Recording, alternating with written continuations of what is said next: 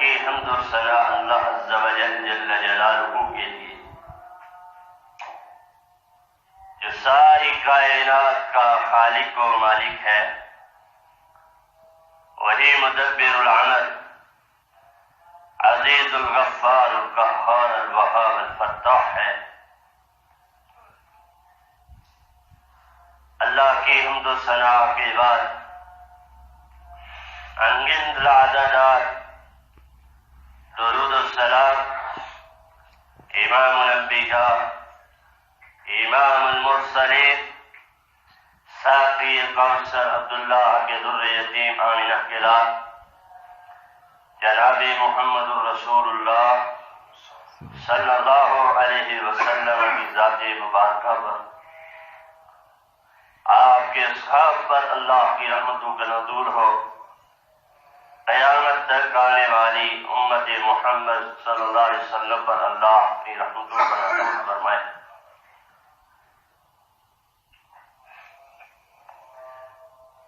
سفر کی آخری ایام اختتام کی طرف جاری و ساری ہے، اور چند ہی دنوں بعد ربیع الاول کا آغاز ہونے والا ہے۔ ربیع الاول کے حوالے سے ہمارے ہاں جن موضوعات کو سب سے زیادہ خطبہ جمعہ کا حصہ بنایا جاتا ہے، اور پیارے پیغمبر جناب محمد الرسول اللہ صلی اللہ علیہ وسلم کی سیرت طیبہ کا ہے، یقیناً آپ صلی اللہ علیہ وسلم کی سیرت کا تذکرہ کرنا اور حسین اور آپ کی سیرت کے عمدہ پہلو کو روشناس کرانا، یہ بھی اپنی جگہ بہت اہمیت رکھتا ہے۔ پیغمبر کائنات محمد الرسول اللہ صلی اللہ علیہ وسلم، اللہ رب العالمین نے آپ کو آخری پیغمبر بنا کر بھیجا، اور دنیا کائنات کے لیے رحمت بنا کر بھیجا، سب لوگوں کے لیے راہ ہدایت اور نمونہ بنا کر بھیجا۔ لہذا اس بات کی ضرورت ہے کہ ان بجھتی ہوئی شمعوں کو جلانے کے لیے، ان بجھتے ہوئے چہروں کو مسکرانے کے لیے، اور دوبارہ سے ایک نئی جلا بخشنے کے لیے ضروری ہے کہ آپ صلی اللہ علیہ وسلم کی سیرت کے مختلف پہلوؤں کو عوام الناس کے سامنے رکھا جائے، تاکہ معاملی زندگی کے اندر انہیں اس بات کا احساس اور شعور پیدا ہو جائے کہ ہم نے اس صفحہ ہستی پر جو بھی کام کرنا ہے، جو بھی عمل کرنا ہے، ہماری ساری کی ساری زندگی اس کے لیے نمونہ صرف اور صرف کائنات کے پیغمبر محمد الرسول اللہ صلی اللہ علیہ وسلم ہے۔ ربیع الاول کے آنے سے پہلے بہت ہی فضائل کی برمار ہوتی ہے کہ جن میں سے اکثر کا حدیث میں کوئی ثبوت ہی نہیں ملتا، اس طرح کے ایک میسج مشہور کر دیا گیا ہے کہ جو بندہ سب سے پہلے ربیع الاول کی مبارکباد اپنے کسی بھائی کو دیتا ہے، اللہ اس بندے سے خوش ہو کر اس پر جنت واجب کر دیتا ہے، اور عوام الناس کے اندر یہ میسج، یہ پیغام بڑے مخلصانہ انداز کے اندر پھیلایا جاتا ہے، کیونکہ یہ وہ امت ہے جسے اپنی جان کی پرواہ نہیں، محمد عربی کی ذات کے لیے مر مٹنے کے لیے تیار ہو سکتی ہے۔ اور حقیقت یہ ہے کہ کسی بھی قرآن کی آیا میں، کسی بھی حدیث کے ایک ضعیف سے ضعیف ٹکڑے میں بھی ہمیں کسی ایسی روایت کا نام و نشان تک نہیں ملتا۔ اس لیے میں شروع میں عرض کر دوں کہ اگر ربیع الاول کی کسی کو سب سے پہلے مبارکباد دینے سے جنت کا سرٹیفکیٹ مل جاتا ہے، تو پھر کائنات کے امام محمد الرسول اللہ صلی اللہ علیہ وسلم کو اتنی تکالیف اٹھانے کی ضرورت کیا تھی؟ پھر صحابہ کرام رضوان اللہ علیہم اجمعین کو توحید کی خاطر اپنے گھر بار چھوڑنے کی ضرورت کیوں پیش آئی؟ پھر توحید کی خاطر نبی کریم کے جانثاران وفاداران صحابہ کرام نے مارے کیوں کھائی؟ مکہ اپنا عقیدہ چھوڑا، مدینے کی ہجرت میں مجبور ہوئے، بدر و احد عذاب ہونے، دیگر میر کے اور غزوات لڑے گئے، اور ان کا حصول یہی تھا کہ اللہ، ہم نے تیرے نبی محمد الرسول اللہ کا کلمہ فقط اس لیے پڑھا ہے کہ تو ہمیں اپنی جنتوں کا وارث اور مقی بنا دے، ہم توحید و سنت کی راہ پر اس لیے نکلے ہیں کہ تو ہمیں اپنی جنتوں کا وارث بنا دے۔ اللہ، ہم میدان مقتل کے اندر اپنی جان کو تیرے حوالے، تیرے راہ میں سپرد کرتے ہیں، اس لیے کہ جنت کے حقدار بن جائے اور وہ عمل کر کے جنت کے طلبگار بنتے تھے، اور آج ہم سستی اور کاہلی کے مالک بدعملی کا شکار ہو کر جنت کی آس اور امیدیں لگائی بیٹھے ہیں کہ میسج شیئر کرتے جاؤ، جنت تمہارے لیے واجب ہو جائے، اور عمل نام کی کوئی چیز نہیں ہے۔ اللہ ہم سب کو عمل کی توفیق دے۔ اگر بات عمل سے نہ بنتی ہوتی، فقط نسب سے بن جاتی، تعریفوں اور خاندانوں سے بن جاتی، تو اللہ کے پیغمبر اپنی بیٹی، اپنی لفظ جگر فاطمہ الزہرا کو مخاطب ہو کے نہ فرماتے کہ فاطمہ اے ملیمہ شہدا، جو تو چاہ عمل کرنا چاہتی ہے وہ کر لے، سلیمہ شہدا، جو مانگنا چاہتی ہے محمد رسول اللہ سے مانگ لے۔ عمل کی ترغیب آپ نے دلائی، اور آپ نے فرمایا من بت به نسبه ولم يسر نسبه من بت به عمله ولم يسر به نسبه، جس کو اس کا عمل جنت سے دور کر دے، جنت سے باہر نکال دے، اور کتنے عالی اور اونچے حسب و نسب کا، اونچے قبیلے کا مالک کیوں نہ ہو، وہ کسی اونچے خاندان سے کیوں نہ تعلق رکھتا ہو، وہ سداد خاندان سے کیوں نہ تعلق رکھتا ہو، اپنے آپ کو ہاشمی اور قریشی اور سید زادہ کیوں نہ کہلواتا ہو، رب کعبہ کی قسم ہے، کائنات کے امام فرما گئے ہیں من بت به عملہ ولم یسر بنسبہ، اس کا نسب سے کل قیامت کے دن آگے نہیں لے جا سکتا۔ اور آج ہمارے یہاں اس پر فخر کی بدعملی سستی۔ محترم پیارے بھائیو، یہ ابتدائی بات تمہیدی طور پر میں نے اس لیے عرض کیا ہے کہ آج اندر سستیاں بہت زیادہ ہیں، اور ضرورت اس بات کی ہے کہ ہم حقیقی معنوں میں پیغمبر کائنات محمد رسول اللہ صلی اللہ علیہ وسلم کی سیرت کو سمجھیں۔ اور احباب گرامی، یہ بات بھی یاد رکھیں کہ اس کائنات پر اللہ احکم الحاکمین کے بعد سب سے افضل صرف اور صرف ایک ہی ہستی ہے جسے محمد رسول اللہ کہا جاتا ہے۔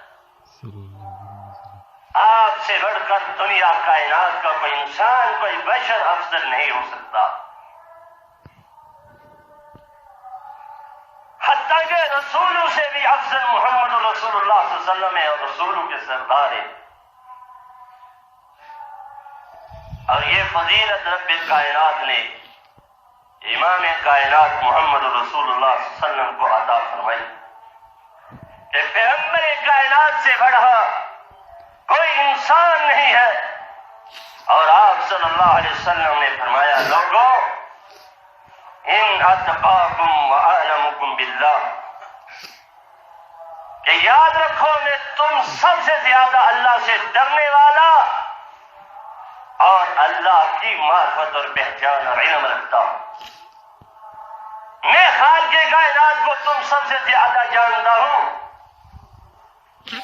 اور اللہ سے ڈرنے والا میں محمد رسول اللہ تم سب سے زیادہ ہوں۔ یہ آپ کی حالت اور کیفیت ہے۔ اور پھر آپ فرماتے ہیں، یاد رکھنا، فواللہ، اللہ کی قسم، انی لعالمہم باللہ، میں تم میں سے سب سے زیادہ اللہ کو جاننے والا، اللہ کی پہچان اور معرفت رکھنے والا ہوں۔ وَأَشَدُّ لَهُمْ خَشْيَةً، اور تم میں سب سے زیادہ اس اللہ کا ڈر اور خوف اپنے دل میں رکھنے والا ہوں۔ کائنات کے پیغمبر ہو کر اللہ نے دنیا میں کس لیے بھیجا؟ پیغمبر بنا کر اس لیے بھیجا کہ دنیا انسانیت کو راہ ہدایت سکھائی جائے، ان بولے بشروں کو اللہ رب رحمان کی معرفت کروائی جائے۔ اور آپ کی شان کا یہ عظیم پہلو ہے کہ اس کائنات پر دیگر انبیاء بھی آئے، لیکن وہ ایک وقت کے لیے،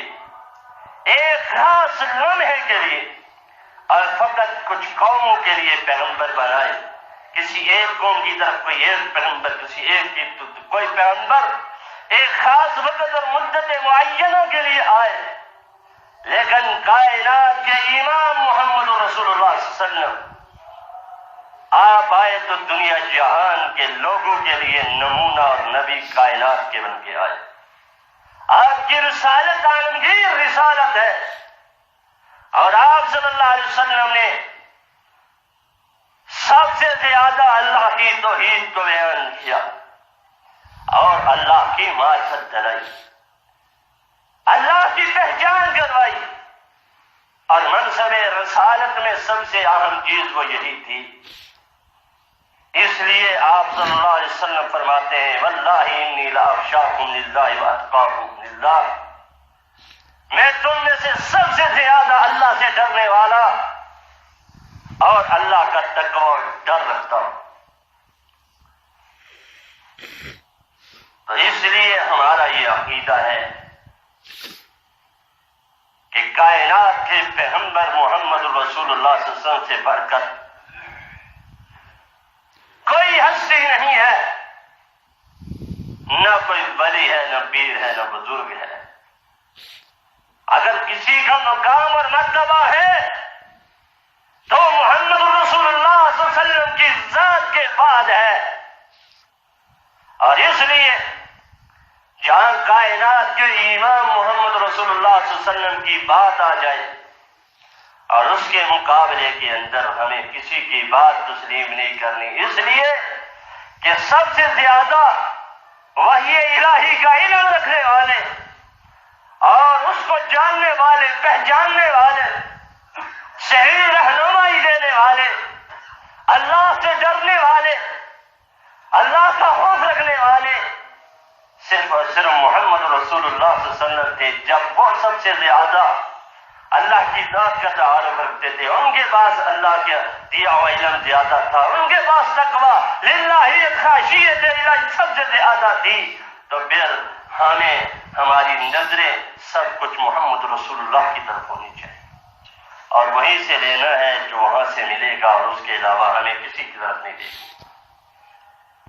پھر آپ صلی اللہ علیہ وسلم کی شان کا ایک پہلو یہ ہے کہ آج لوگ دنیا داری کے پیچھے بھاگ رہے ہیں اور کائنات کے امام محمد رسول اللہ صلی اللہ علیہ وسلم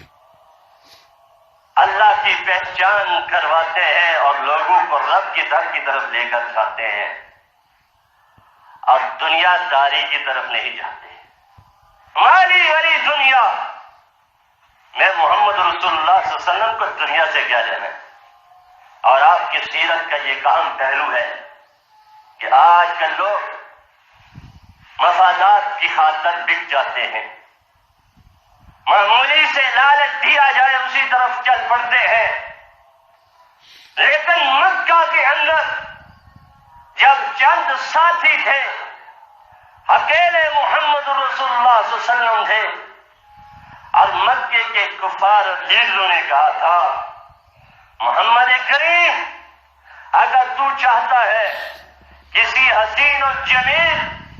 عورت سے نکاح کرنے کا تو ہم تیرا نکاح کروا دیتے ہیں، اگر تو سرداری چاہتا ہے ہم تجھے سردار بنا دیتے ہیں، جو تو چاہے گا ہم ادا کریں گے، لیکن اپنے نبی ہونے کا دعویٰ چھوڑ دے، ایک رب کی توحید کی طرف بنانا چھوڑ دے. اور یہ کائنات کے ایمان کی عظمت و شان کا وہ انتہائی اہم پہلو ہے کہ جب ہر جہاد ہو مفادات نظر آ رہے تھے اور وہ مفادات دینے کے لیے پیچھے ہٹنے والے بھی نہیں تھے مکے کے کافر، لیکن محمد رسول اللہ صلی اللہ علیہ وسلم نے وہ سارے مفادات، وہ سرداریوں کے لالچ، وہ حسین و جمیل عورتوں کا لالچ، ان سے نکاح سب پاؤں کی ٹھوکر میں رکھ دیا اور محمد کائنات صلی اللہ علیہ وسلم نے رب العالمین کی وحی کے مطابق زندگی بسر کرنے کا اور توحید کا پرچار کرنے کا اعلان کیا اور دنیا کی مفادات کو سب کو ٹھوکر دے کے زمین بورس کر دیا. اس لیے آپ فرماتے ہیں مالی والی دنیا، میرے لیے دنیا میں کیا ہے، میں تو آخرت کی طرف اور اللہ کی طرف بلانے کے لیے آیا ہوں. اس لیے آپ فرماتے ہیں فَمَن رَغِبَ عَن سُنَّتِي فَلَيْسَ مِنِّي، جب میں تم کو اللہ کی طرف بلاتا ہوں، اللہ کی ذات کا تعارف کرواتا ہوں،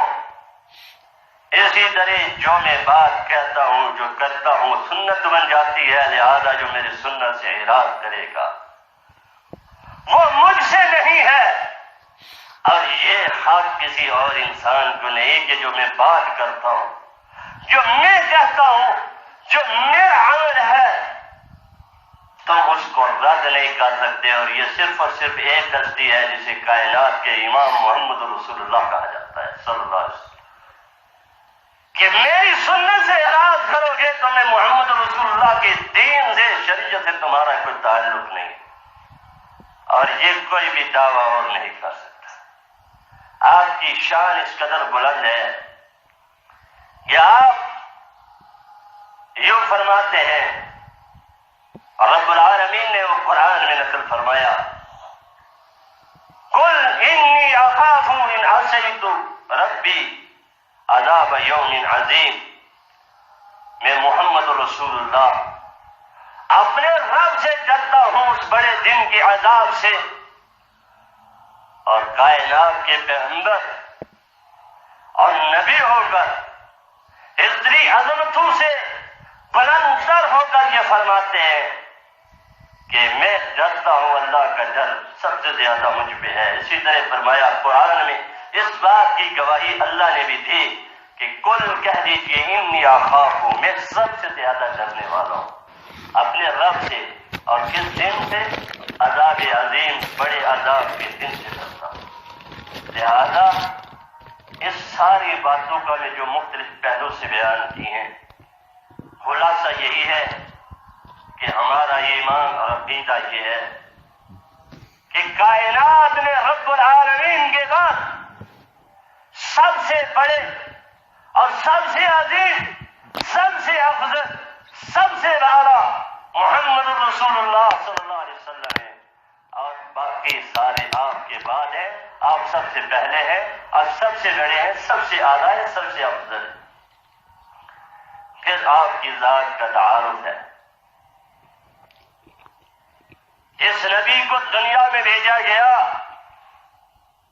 لوگوں نے شاعر اور مجنون اور دیوانہ کہا، اور کہنے والوں نے یہاں تک کہا مذمم ہے۔ کائنات کے امام اپنے صحابہ کو تسلی دیتے ہیں کہ تم کفار قریش کی باتوں پر حیرانگی اور تعجب کا اظہار کرتے ہو، وہ کیسے اللہ نے ان کی زبانوں کو پھیر دیا کہ ان کی زبانوں پر محمد کا نام نہیں آتا، اللہ نے پھیر کر مذمم لا دیا۔ وہ مذمم کو گالیاں نکالتے ہیں اور مذمم کو سب شتم کرتے ہیں۔ وَأَنَا محمد، میرا تعارف یہ ہے، میرا نام محمد ہے۔ قرآن مجید اور احادیث صحیحہ میں نبی کریم صلی اللہ علیہ وسلم کے صفاتی نام بہت سے ہیں، لیکن آپ کے ذاتی نام صرف دو اللہ نے قرآن میں جا بجا بیان کی۔ یہ ایک مفصل موضوع ہے، لیکن میں مختصر آج کے اس ابتدائی سیرت کے اس خطبہ میں بیان کرنا چاہتا ہوں کہ آپ کے ذاتی نام محمد اور احمد ہیں۔ محمد کا معنی بھی تعریف کیا گیا، جس کی سب سے زیادہ تعریف کی جاتی ہے اسے احمد کہا جاتا ہے۔ اس لیے قرآن مجید میں اللہ حکم الحاکمین فرماتا ہے محمد الرسول اللہ والذین معه اشداء علی الکفار ورحماء بینہم۔ سب سے پہلے محمد کا نام لے کر اللہ نے فرمایا وہ اللہ کے رسول ہیں۔ تو آپ کا نام محمد اور رکھنے والوں نے بھی رکھا تو کائنات میں وہ ایسا نام ہے کہ جس کا معنی بھی یہی ہے کہ جس کی سب سے زیادہ تعریف کی جائے۔ قرآن مجید میں جا بجا آپ صلی اللہ علیہ وسلم کا تعارف کروایا گیا، اور آپ فرماتے ہیں اپنی زبان مبارکہ سے، لوگوں یاد رکھنا وَأَنَا رَسُولُ اللَّهِ وَأَنَا عَبْدُ اللَّهِ محمد بن عبد اللہ، کہ یاد رکھنا میں اللہ کا رسول ہوں اور میں انا محمد بن عبد اللہ، میں محمد ابن عبد اللہ کے بیٹا محمد۔ یہی بات ہے کہ جب صلح حدیبیہ کے موقع پر یہ لکھا گیا کہ محمد رسول اللہ کی طرف سے انہوں نے اعتراض کیا، ہم محمد رسول اللہ کو نہیں جانتے، محمد بن عبد اللہ لکھا جائے۔ تو آپ نے اپنی ذات کا جب تعارف کروایا تو کہا وانا رسول اللہ، میں اللہ کا رسول بھی ہوں اور عبداللہ کا بیٹا بھی ہوں، میرا نام محمد ہے۔ اسی طرح کائنات میں آپ صلی اللہ علیہ وسلم کو بہترین نمونہ قرار دیا گیا، اور دنیا کائنات کے لوگوں سے رب کائنات مخاطب ہو کے فرماتا ہے لَقَدْ كَانَ لَكُمْ فِي رَسُولِ اللَّهِ أُسْوَةٌ حَسَنَةٌ، لوگوں تمہارے لیے رسول اللہ صلی اللہ علیہ وسلم کی زندگی بہترین نمونہ ہے۔ آپ کا اٹھنا بیٹھنا، آپ کا سونا جاگنا، اوڑھنا بچھونا، آپ کی دعوت و تبلیغ، اپنے ساتھیوں کی اصلاح، پڑوسیوں کے حوالے سے حقوق اور دوستوں کے حوالے سے تعلقات، تجارت کے معاملات اور معاشرے میں رہنے کے طور طریقے، خوشی غمی، سب میں کائنات کے امام محمد رسول اللہ نمونہ ہے۔ لیکن یہ ذات یاد رکھنا کسی اور کو حاصل نہیں ہے کہ جس کی ذات کو رب کائنات نے ماڈل اور نمونہ بنایا. اور آج مسلمان کہنے والے، کلمہ محمد رسول اللہ کا پڑھنے والے ہندو کی نقالی کرتے ہیں، عیسائیوں کے کلچر اور تہذیب کو اپناتے ہیں، یہودیوں کے طور طریقے پر چلتے ہیں، اور پھر بھی دعویٰ یہ ہے کہ ہم محمد رسول اللہ کے امتی ہیں. یاد رکھو، کائنات میں صرف اور صرف اللہ احکم الحاکمین نے محمد رسول اللہ کو ہمارا نبی بنایا ہے، اور صرف اطاعت اور اتباع کے لائق محمد رسول اللہ کو بنایا. اس لیے لقد کان لکم فی رسول اللہ اسوۃ حسنہ، فرمایا لوگوں تمہارے لیے بہترین اسوہ حسنہ محمد رسول اللہ کی ذات ہے. اگر تم نماز پڑھنا چاہتے ہو، دیکھو کائنات کے ایمان کس طرح نماز پڑھتے تھے. اگر تم روزے رکھنا چاہتے ہو، دیکھو محمد رسول اللہ کیسے روزے رکھتے تھے. اگر تم حج کرنا چاہتے ہو تو دیکھو اللہ کے نبی کیسے حج کیا کرتے تھے. اگر تم زکات دینا چاہتے ہو تو دیکھو وہ مکہ کے اندر پیدا ہونے والا عبداللہ کے در یتیم آمنہ کے لال محمد رسول اللہ کیسے زکات ادا کیا کرتے تھے. اگر تم جہاد کرنا چاہتے ہو تو غزوہ بدر و احد میں اس سپہ سالار محمد رسول اللہ کو دیکھ لو کیسے جہاد کیا کرتے تھے. اگر تم خوشی منانا چاہتے ہو، کائنات کے امام محمد رسول اللہ کو دیکھ لو اس طرح مدینہ میں رہ کر شادی بیاہ خوشی غمی کے تقاضوں کو پورا کیا ہے. اگر تم خوشیاں مناتے ہو، شادی بیاہ اور نکاح کرنا چاہتے ہو، پھر بھی محمد رسول اللہ کی زندگی کو دیکھ لو. آپ نے 9 شادیاں کی اور 3 دیگر نوڈیاں ملا کر ٹوٹل 11 بن جاتی ہے. اور نمونہ اس لیے فرمایا لقد کان لکم فی رسول اللہ اسوۃ حسنہ. اگر تم تجارتی معاملات طے کرنا چاہتے ہو تو اپنی من مرضی سے نہیں، کائنات کے امام محمد رسول اللہ کو دیکھ لو کس طرح آپ نے تجارتیں کی اور تجارت کے لیے کیا اصول اور قواعد بنائے. لیکن آج ہم یہ کہتے ہیں نہیں، جس طرح ہماری سوچ میں آتا ہے ہم وہ کریں گے. اور پھر یہ آیت رب کے قرآن کی پکارتی ہے مسلمان، اے امت مسلمہ، اے محمد رسول اللہ کو ماننے والے، تابع داری کے دعوے کرنے والے، عشق و محبت کے نعرے لگانے والے، لقد کان لکم فی رسول اللہ اسوۃ حسنہ.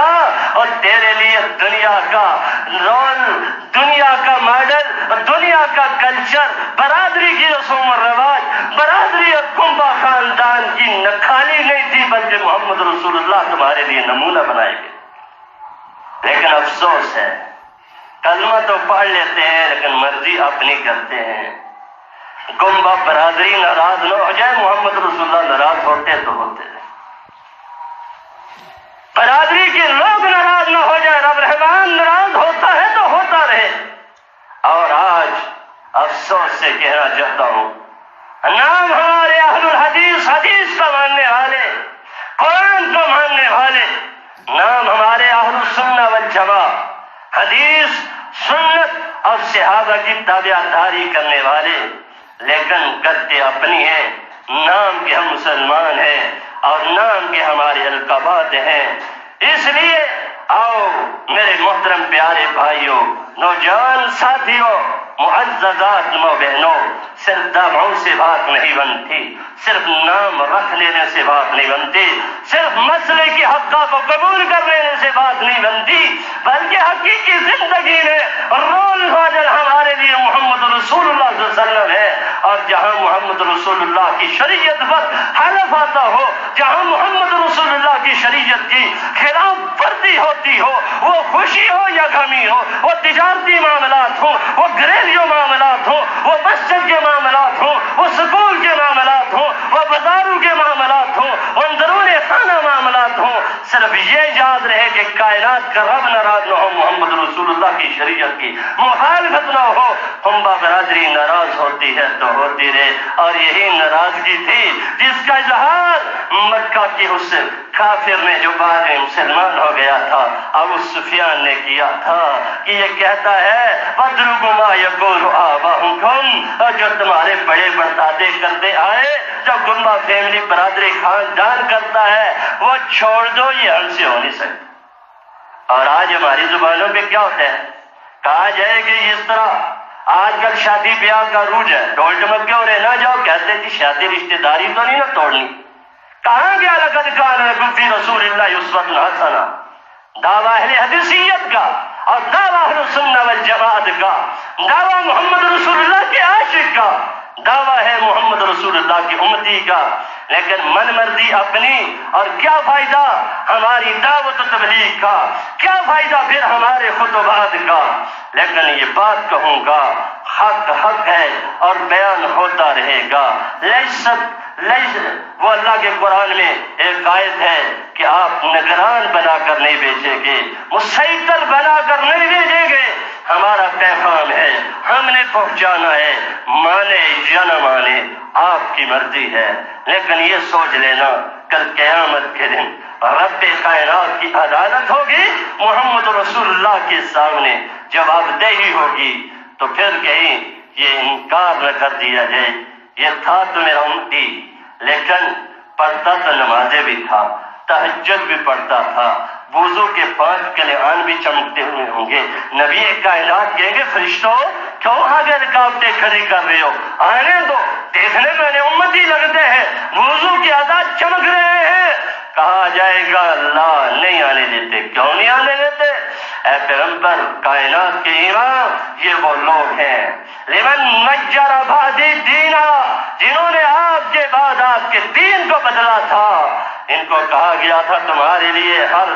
زندگی کے ہر شعبہ میں محمد رسول اللہ کی ذات نمونہ ہے، لیکن یہ کہتے تھے نہیں، ہمارا گنبد برادری ہے، ہمارے طور طریقے ہیں، ہمارا کلچر اور رواج ہے۔ آج یہ نتیجہ نکلا کہ رب کائنات کے فرشتے ہوں گے، وہاں ہماری نمازیں کچھ حیثیت نہیں رکھیں گی، ہماری دعوت و تبلیغ حیثیت نہیں رکھے گی، ہمارا اٹھنا بیٹھنا حیثیت نہیں رکھے گا، اس لیے کہ ہم نے جہاں دل چاہا دین کو مان لیا، جہاں دل چاہا دین کو بدل دیا۔ اللہ ہمیں عمل کی توفیق عطا فرمائے اور صحیح منہج کا تعارف کروائے۔ پیغمبر کائنات محمد رسول اللہ صلی اللہ علیہ وسلم کی ذات کا اور شان کا ایک تذکرہ جو میں نے آپ کے سامنے کیا، اسی طرح آپ صلی اللہ علیہ وسلم پر رب کائنات نے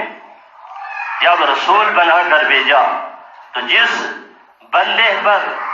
اللہ، یہ بچوں کو خاموش کرو، جس بندے پر اللہ کوئی خیر کا ارادہ فرماتا ہے اللہ اس کے سینے کو کھول دیتا ہے، اور جس بندے کے ساتھ اللہ خیر و بلائی کا ارادہ نہیں کرتا اس بندے کا سینہ تنگ ہو جاتا ہے، گھٹن محسوس ہوتی ہے، کچھ بات اس کے اندر بچتی نہیں۔ اللہ قرآن کی آیتیں حدیثیں سناؤ، وہ اس سینے میں ٹھہرتی نہیں، ادھر سے سنا ادھر سے نکال دیا۔ اور جس کے ساتھ اللہ ہدایت کا، رہبری اور خیر کا جو ہے اللہ ارادہ فرماتا ہے، اللہ تعالیٰ نے اپنی مقدس کتاب میں فرمایا کہ اللہ پھر اسے اس کے سینے کو کھول دیتا ہے۔ وَمَن يُرِدِ اللَّهُ أَن يَهْدِيَهُ يَشْرَحْ صَدْرَهُ، کہ جس بندے کے ساتھ اللہ ہدایت کا طلبگار ہوتا ہے کہ اسے خیر کے ساتھ اس کا معاملہ فرمائے، یشرح صدرہ للاسلام، اللہ اس کے سینے کو اسلام کے لیے کھول دے۔ اور یقیناً کائنات کے نبی کا اللہ نے سینہ کھولا اور زمزم کے ساتھ 2 بار دھویا اور پھر ایسا کھولا کہ تب قیامت قائم نہیں ہوگی تب تک محمد رسول اللہ کہ اس سینے سے نکلے ہوئے لفظوں کی ادائیگی ہمارے سرآنکھوں پر اور ہمارے لیے قابل اتباع ہے، اور یہ اعزاز کسی اور کو نہیں ہے۔ کائنات میں جتنے بھی نبی آئے اللہ نے ان کی شرح صدر فرمائی، جس طرح موسیٰ علیہ السلام کا اللہ نے تذکرہ فرمایا۔ فرعون ظالم تھا، جب موسیٰ علیہ السلام پر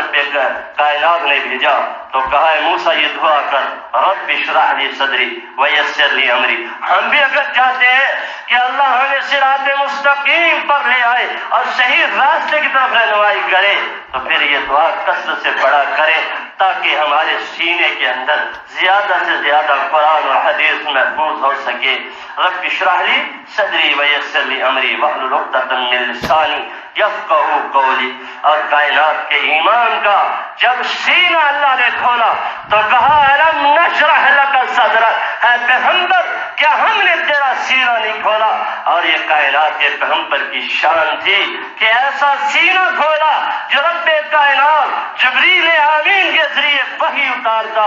محمد رسول اللہ صلی اللہ علیہ وسلم سنتے ساتھ یہ سب کچھ یاد ہو جاتا تھا۔ یہ شرح صدر تھی۔ اللہ ہمیں بھی آج ہمارے سینوں کو بھی کھول دے تاکہ ہم جلدی ہدایت کو قبول کریں، ہدایت کے راستوں کو اپنائیں، اور عملی طور پر ہم کتاب و سنت کے صرف دائی نہیں بلکہ عاملین بھی بن جائیں، اور اللہ اس کی توفیق بھی عطا فرمائے۔ اس کے ساتھ پھر کائنات میں جب اللہ نے ہمارے نبی کا سینہ کھول دیا تو کہا وَرَفَعْنَا لَكَ ذِكْرَكَ، ہم نے آپ کا ذکر بھی بلند کر دیا۔